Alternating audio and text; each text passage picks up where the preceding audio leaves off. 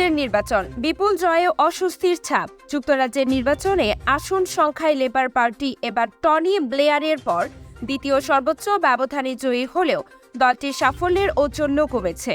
নির্বাচনে নিরঙ্কুশ জয় পেয়ে যুক্তরাজ্যের নতুন প্রধানমন্ত্রী হয়েছেন লেবার পার্টির নেতা কিয়ার স্টারমার। হাত নেড়ে সমর্থকদের অভিবাদনের জবাব দিচ্ছেন তিনি ও তার স্ত্রী ভিক্টোরিয়া। গতকাল প্রধানমন্ত্রীর বাসভবন ও দপ্তর 10 নম্বর ডাউনিং স্ট্রিটের ফটকে যুক্তরাজ্যের আক্ষরিক অর্থে ইতিহাস করা নির্বাচনে লেবার পার্টির পঞ্চম প্রধানমন্ত্রী হিসেবে অভিষিক্ত হয়েছেন কিয়ার স্টারমার। এই নির্বাচনে নতুন ইতিহাস তৈরি হয়েছে এ কারণে যে দেশটিতে সর্বাধিক সময় সরকার পরিচালনা করা দল কনজারভেটিভ পার্টি প্রায় 100 বছরের মধ্যে সবচেয়ে বড় বিপর্যয়ের মুখে পড়েছে। তবে নির্বাচনে ভোটারদের অংশগ্রহণ বেশ কিছুটা কম হওয়ায় বিজয়েও লেবার পার্টির প্রাপ্ত ভোটের হার স্বস্তিদায়ক হয়নি।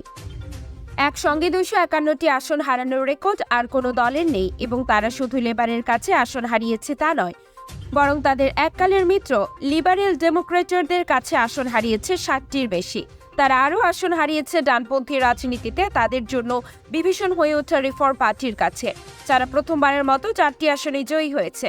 গত বৃহস্পতিবারের নির্বাচনে একদিকে লেবারের এই ভূমিধস বিজয়কে যেমন স্টারমারের নেতৃত্বের প্রতি আকৃষ্ট হয়ে জনগণের উচ্ছ্বসিত সমর্থন বলা যাচ্ছে না, যেটি জনতুষ্টিবাদী নেতা বরিস জনসনের বেলায় ঘটেছিল।